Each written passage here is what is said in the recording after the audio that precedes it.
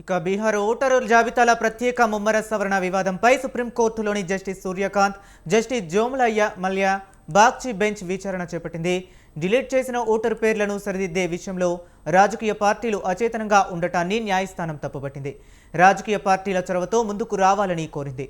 అదే సమయంలో ఎస్ఐఆర్ ప్రక్రియ ఓటర్ ఫ్రెండ్లీగా ఉండాలని పునరుద్ఘాటించారు.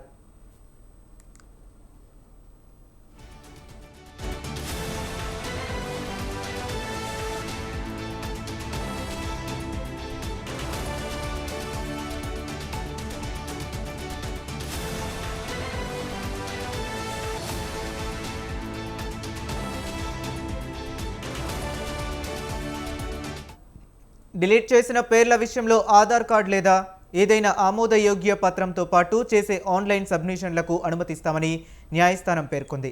పేర్ల తొలగింపుపై భారీ సంఖ్యలో ప్రజల నుంచి స్పందన వస్తే దరఖాస్తు సమర్పణల తుది గడువును ఎందుకు పొడిగించకూడదని జస్టిస్ కాంత్ ఎన్నికల సంఘాన్ని ప్రశ్నించారు.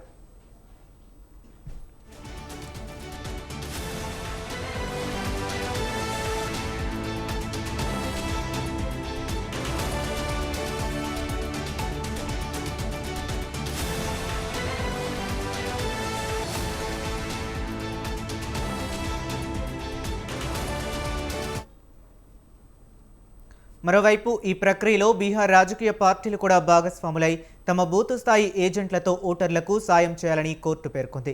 సూచించిన 11 పత్రాలు లేదా ఆధార్ ఏదైనా ఒక దానిని సమర్పించి పేరు తొలగింపుపై అభ్యంతరాలు తెలియజేస్తూ పేరు తిరిగి చేర్చాలని దరఖాస్తు ఇవ్వాలని వెల్లడించింది.